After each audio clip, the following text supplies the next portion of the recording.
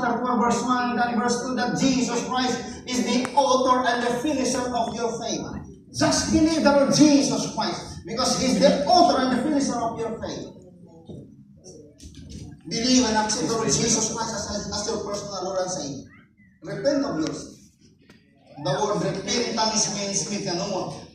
Means a change of mind, a change of heart.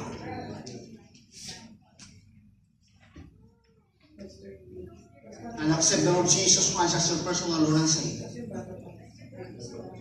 If you confess your sin, God is here. He is faithful. Now, another promise in the Bible, in the book of Revelation, chapter 3, verse 20. Open your Bible, please. There is another promise of the Bible. Revelation chapter 3, verse 20. Revelation chapter 3, verse 20.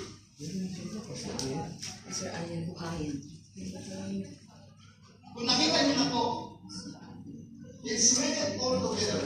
Are you there? Let's read it all together. Ready? Read. Behold, I stand at the door and knock. If any man hear my voice and open the door, I will come in to him and will sup with him and he with me. Wow, that's the promise of Jesus Christ. Today, if you will hear His voice, the good news, the gospel, the good news that today, if you accept the Lord Jesus Christ, you will be saved. He said, today, He is knocking the door of your heart. He is knocking the door of your heart.